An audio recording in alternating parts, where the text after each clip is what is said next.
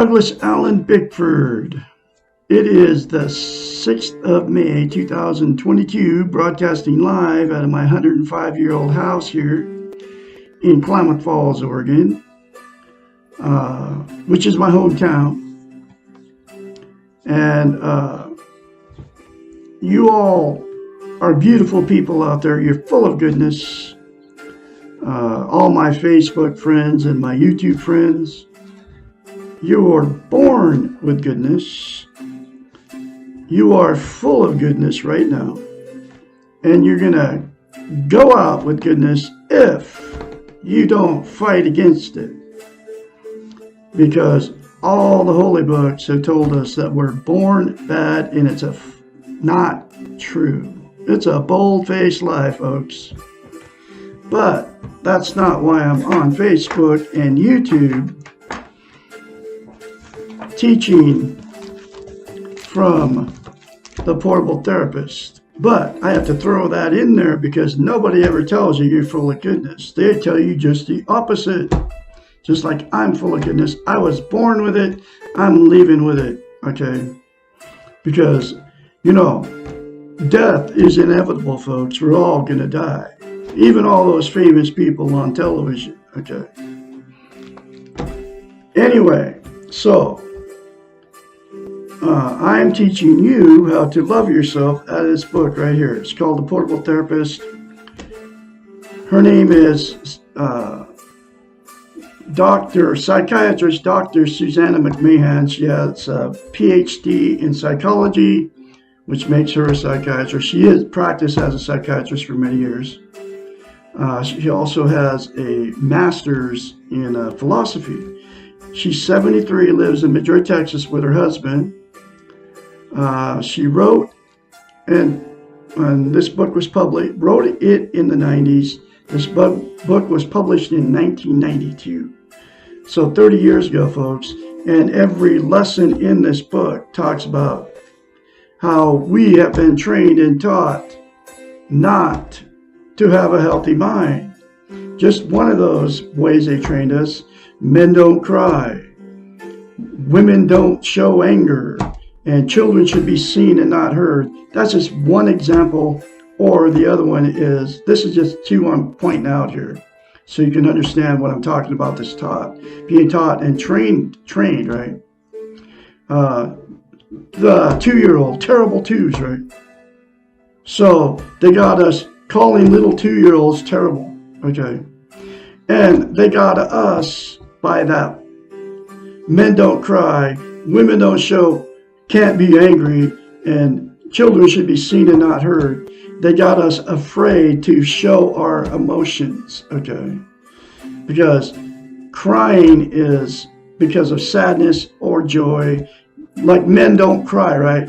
We have to be strong. That's what they've trained us to be. That men don't cry. Yes, men do cry. And crying is a normal, natural response from your body to either sadness or joy, okay? Cry because you're happy. You cry because you're sad, okay? You cry because you got your feelings hurt, right? It's all a feeling. And they're trying to tell us that we can't have feelings, okay? That's where that training and taught is coming through. The television, the media, now it's coming through back then it was coming through the TV and media and the churches and all the schools and all that, right? Now it's coming through the social media, so it's 1,000 times worse. And Dr. Susanna McMahon knew that 30 years ago. Okay. So anyway, she had thousands of clients. I don't know if she's still doing it or not. You can't find nothing about this woman on the internet except for where she lives and stuff. And that she wrote this book. Okay. But she's had thousands of clients that would pay her big bucks as a psychiatrist to fix their unhealthy minds. She knew that her clients didn't have self-esteem because in order to fix their healthy mind, she knew that they had to have self-esteem, self-worth, self-confidence. Okay.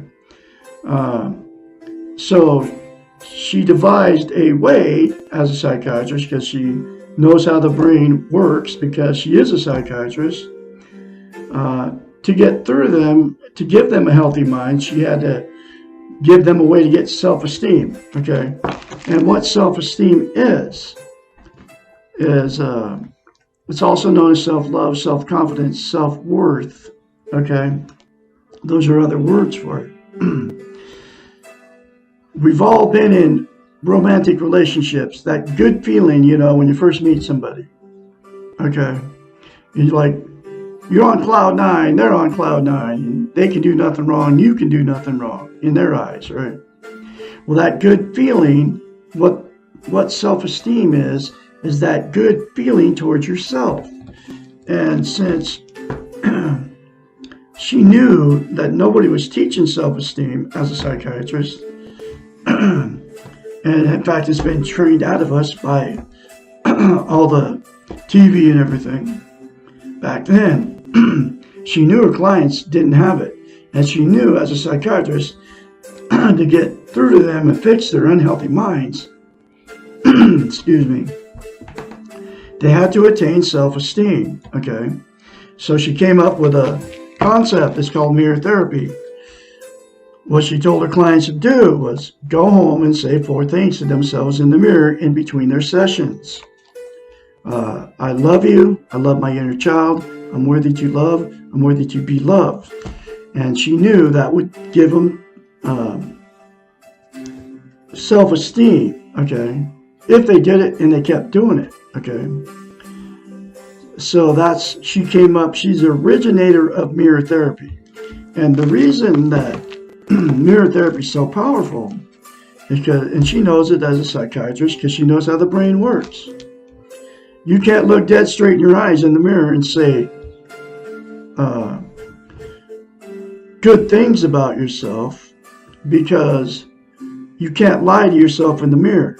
So that's why you can very easily say bad things about yourself or think them when you're in front of the mirror in the morning or whenever you're in front of the mirror, because that's how you feel about yourself, and you're not lying to yourself in the mirror when you say bad things about yourself.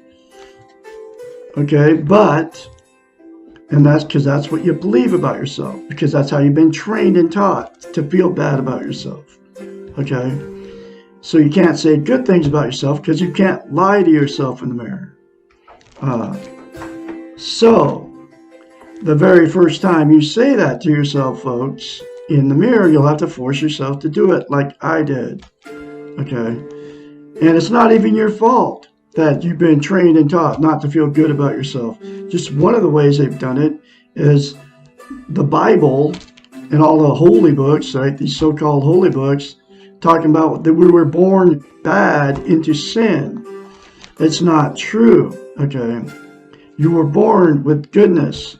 You are full of goodness, okay? But you've been trained and taught that you're not good. And that's why you can very easily criticize yourself in the mirror, because they put it in your heart, literally, from the television, from the social media, from the churches, the state governments, your friends, your family, have trained you to believe about yourself that you're bad. And it's just not true. Okay, but anyway, she knew all this was going on. That's why she told her clients to go and say, I love you in the mirror. I love my inner child. I'm worthy to be loved. I'm worthy to be loved. And I'm full of goodness. Okay. So that's what landed me here on Facebook and YouTube, teaching how to attain self-esteem, self-love, self-confidence, self-worth, because it works. Mirror therapy worked on me. I'm full of it now, and that's why I'm very confidently spreading her message that you are all full of goodness. You just have to be nobody's ever told you that, and you just have to find a way to get at that goodness and realize it, and attaining self-esteem will give you the way to realize that you're full of goodness. So I ended up on YouTube and Facebook teaching how to get self-esteem, teaching you, or teaching self-esteem, period, teaching how to get it, which is 4 things to yourself in the mirror daily without fail for the rest of your life, instead of criticizing yourself. Because you can't just say it a few times. You have to, once you start saying it, you have to say it every day to maintain self-esteem. For the rest of your life, folks, take less than 10 seconds. I love Douglas Bickford. I love my inner child. I'm worthy to be loved. I'm worthy to love. I'm full of goodness. And now I believe it. Because the more you say it, the more you believe it, and the more you feel it. Okay? Anyway, so I'm telling you how to get it. I'm telling you how simple it is. I'm the absolute only one doing all this. Because this is the first time you heard any of this. And those 4 things to yourself in the mirror daily without fail will give it to you. That's how simple it is. And only one teaching how important it is, and here's why that is. You can't love without self-esteem. And you can't be loved without self-esteem. And you also cannot be content. What content means is you feel good about how, where, and what you are. It's also known as internal peace. There are 10 things that people are using. You're all out there. Billions of people are using all these 10 things, right? To make themselves feel content. And the problem with all these 10 external things, they'll make you content temporarily. They never last. The absolute only thing that will is the 4 things to yourself in the mirror daily without fail for the rest of your life. Okay. But here's the 10 things. And you'll all know what I'm talking about. Drugs. And you can include all the prescription pills that your doctors are feeding you unnecessarily. Alcohol, all forms of it. Doesn't matter, beer, wine, it's all the same. It's got alcohol in it. Sex, okay. Food, television, gambling, religion, material possessions, another person, or money. 10 things that you're using to try to make yourself feel content. And like I said, those will make you content temporarily, but they will never make you content permanently.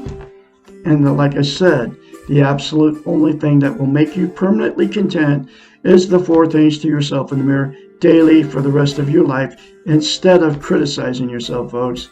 It's less than 5 seconds out of your life in front of the mirror when you're in front of the mirror anyway. Okay. And the other thing, the reason self-esteem is so important, you can't love or be loved without it. So what happens is you will attract exactly what you are. And I believe there's billions of people on the planet without self-esteem, either married or just with somebody, right? With your partner, your significant other. And you attract exactly what you are. And since nobody's teaching how to attain self-esteem and maintain it, that's the reason you don't even have self-esteem. Because nobody's telling you how to even get it. Except for Douglas Allen Bickford here in Klamath Falls, Oregon on today's date. Okay? So it's not even your fault. So what happens with 2 people that get in relationships without self-esteem is after that good feeling goes away, after you move in together and all that stuff, that good feeling goes away, and then the everyday drama, all the stuff that happens in our lives, because it's tough out there, okay? Then the relationship turns toxic without self-esteem. The fights, the arguing, the cheating, the stealing, the lying, going to the bar and flirting with other people in front of your spouse, your significant other. Both of you doing the same thing, and then the ultimate, end up having sex with somebody else in front of with your wife, and all that stuff, right? Or if you don't do any of the bar hopping, then the relationship becomes toxic, for the 2 people without self-esteem. And the fights and the arguments all just get swept under the rug and nobody knows what's going on. Okay. But ultimately what happens because of the toxic relationship, there's three things that'll happen. The first thing that'll happen in a toxic relationship is the two people will just like, screw it. They'll divorce or separate, right? And then those two people will go out and they'll jump in another relationship. Okay, that's why I've been married 4 times. They call it relationship, or she calls it relationship jumping out of her book. You'll jump in another relationship without self-esteem, and the exact same thing will happen because you can't love or be loved without self-esteem. And that's why you've been married more than once or had many failed relationships. Like I said, it's why I've been married 4 times. Okay. But anyway, so the next thing that'll happen in two people without self-esteem, you'll stay in that relationship forever, stuck, miserable, and then, like I said, everything just gets swept under the rug.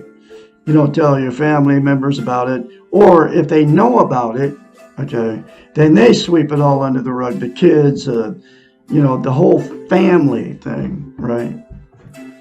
The church, maybe your best friends know that it's a bad relationship, but you'll stay together. And the reason you stay together in toxic relationships, number 1, you don't want to be a failure. Number 2, you don't want to be alone. Number 3, you don't want to be shunned by all your family, friends, church members, because couldn't make it work. And the last thing is you're afraid to leave. You don't have anywhere to go. You're codependent on that person. You're codependent on each other just to be there. Okay. That's why you won't leave. Okay. And that's why you get stuck in those for years. I know a lot of people that are in those things. Okay. But anyway, so that's and then the last thing that'll happen because of a toxic relationships, marriages or whatever, the two people just say, screw it, and they'll just be alone for the rest of their lives. Even though they were miserable living in that toxic relationship, they'll just be alone for the rest of their lives without self-esteem, and they'll still remain miserable and lonely. Then they quit taking care of themselves and, quit shaving, quit putting makeup on as a woman, and not doing nothing about your hair, not dressing up or anything, just like give up on life, period. But there's good news, because the good news is all those scenarios can be changed if all the people involved said 4 things to themselves in the mirror daily for the rest of their lives, and got the book, The Portable Therapist, like I'm teaching out of here, and apply the many other concepts in that book to give you a healthy mind. I'm serious. That's how important the message that I have for all of you out there is. And it works. It worked on me. I'm full of self-esteem now, and that's why I'm very confidently spreading this next lesson out of this book, which is, what can I do for others? The very best thing that anyone can do for others is to be a good role model of self-esteem and social interest. There are not nearly enough healthy role models in this crazy world, and you know how crazy this world is. By loving yourself, taking care of your needs, and practicing self-esteem, which I do daily, which is the 4 things to yourself in the mirror daily for the rest of your life, folks, you will be providing a visible, balanced, and positive model for others if they choose to change. By practicing acceptance, lack of guilt, encouragement, taking responsibility for yourself, and being centered, you will be demonstrating that this is possible, and you will be teaching others by your example. This is the most powerful type of teaching even though often we are not aware of what we are modeling for others. Much of practicing self-esteem involves nonverbal behaviors, and these can only be learned from demonstration. The paradox here is that the more you do for yourself, the more powerful a model to others you are. The old saying, practice what you preach, is relevant here. But in this example, you do not need to preach. Just practicing it is enough. If you can accept yourself and stop trying to be perfect, then you can accept others with their imperfections.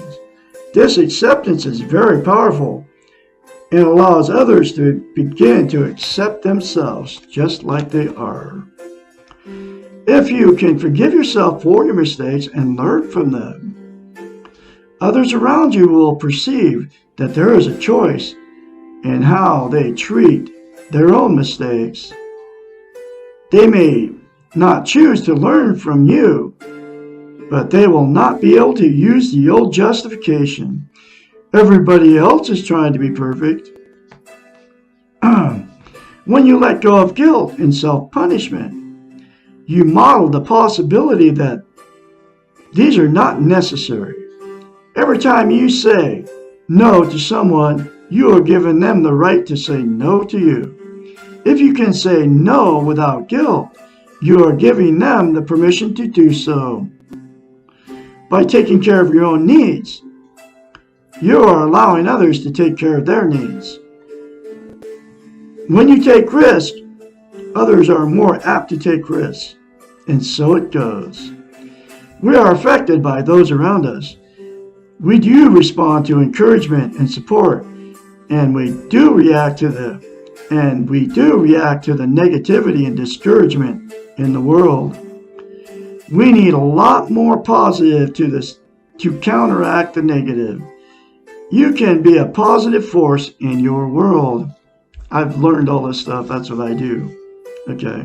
I'm live on Facebook here, right in that territory of nobody feels good about themselves, and people can't compliment people. If you don't feel good about yourself, then you can't compliment other people. You look for perfections in me, in my video here. So, you don't watch me, you don't like my videos, you don't do anything. You don't even acknowledge I even exist, because I'm not perfect, because I'm human, but I admit that I'm imperfect. Okay? And the thing is, I can do that now very confidently. I can also tell you you're all full of goodness very confidently, because you are, because I know I'm full of goodness now, so I can compliment you and tell you you're full of goodness and that you're all beautiful people out there. Okay?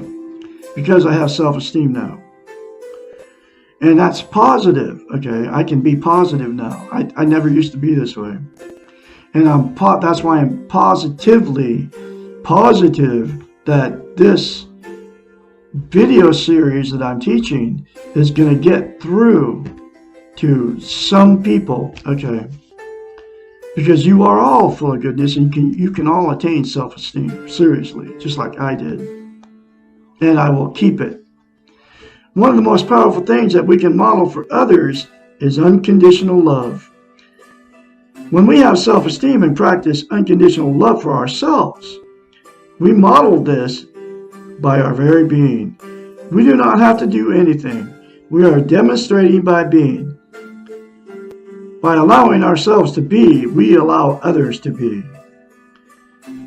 By not externalizing and blaming, we stop the blame game. All these provide a safe place for others, and people desperately need safe places. Social interest does not force change upon others. Rather, it allows change to occur and encourages positive change. Social interest, the extension of self-esteem towards others, fosters growth and development. We need others to teach and to learn from. We need others to interact with. to share the discovery of ourselves, to rejoice with them in their discoveries. We need others because we are all connected, united, and part of the same whole. We can grow together towards reunification. We cannot do this by ourselves. We also need others for the challenge of overcoming our separateness in the world. We need to discover our belongingness and to share our similarities. We need others as they need us, not to take care of, but to be caring with, not to do things for, but to do things together. In short, the best we can do for others is exactly the same as the best we can do for ourselves. Wow. There's another very important chapter for you, folks. I'm going to have a lesson. I'm going to have another lesson for you tomorrow, is lesson 7.2. What is wrong with putting others first? I can be your mentor when you start going through this change. You'll have a great day out there. My phone number, when you start going through your change, 458-232-5238. I can encourage you along the way. You all have a great day, and I'll be talking to you tomorrow.